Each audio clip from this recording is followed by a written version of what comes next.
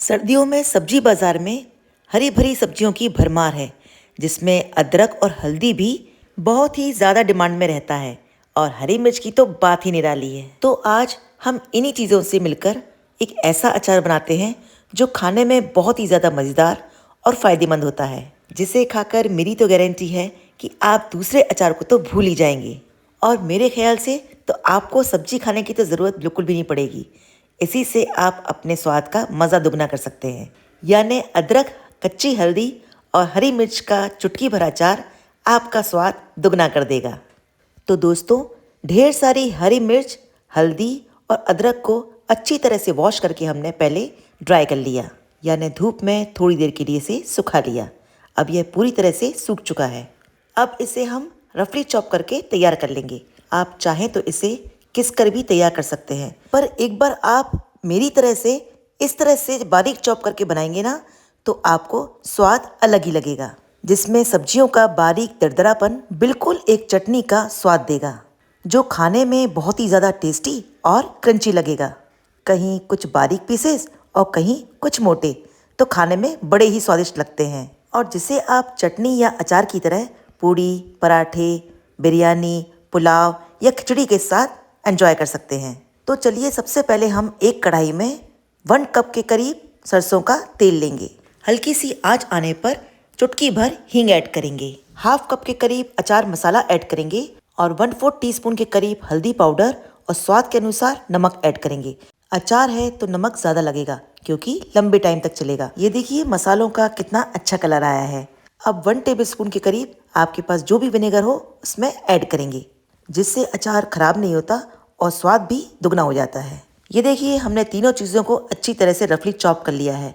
अब एक एक करके चॉपर में इसको बारीक चॉप कर लेंगे। अगर आपके पास चॉपर नहीं है तो आप इसको मिक्सर में पल्स मोड पर करिए या फिर खलबत्ते में हल्का सा कूट कर तैयार कर लेते हैं। इससे स्वाद दुगना हो जाता है। और हाँ, हरी मिर्च में बीजों को बिल्कुल ना हटाएं।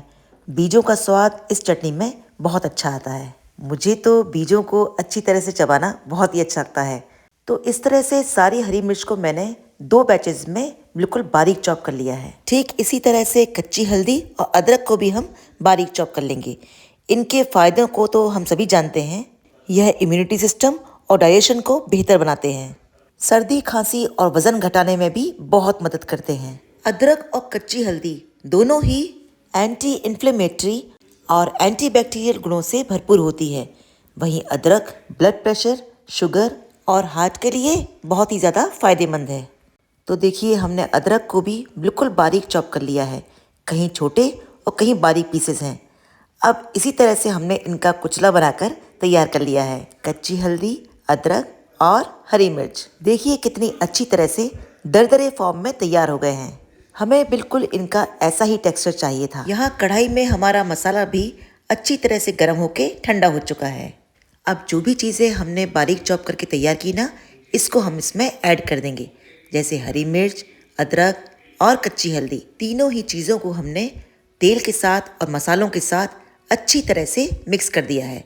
अब इसे दबाते हुए हम पूरी तरह से सेट कर देंगे, ताकि जो भी तेल होगा ना वो ऊपर आ जाएगा। और इसे किसी भी छन्नी से ढककर इसे 2 से 3 दिन के लिए रेस्ट पर रख देंगे। 3 दिन हो चुके हैं और देखिए इसका कलर और टेक्सचर, ऑयल भी काफ़ी अच्छी तरह से रिलीज कर दिया है। वैसे हमने इसे टेम्परेरी खाने के लिए तैयार किया है, तो ऑयल थोड़ा सा कम ही रखा है।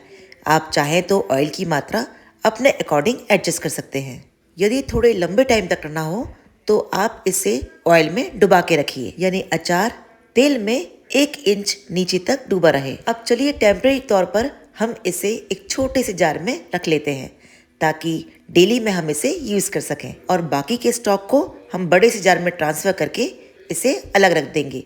तो देखा आपने कितनी अच्छी तरह से और कितने कम टाइम में हमारा यह चटनी या अचार बन के तैयार हो गया है और खाने में बहुत ही ज़्यादा टेस्टी लगता है। आप चाहें तो इसे पूड़ी, पराठे, पुलाव, बिरयानी या खिचड़ी के साथ एंजॉय भी कर सकते हैं। Have a nice day, bye bye.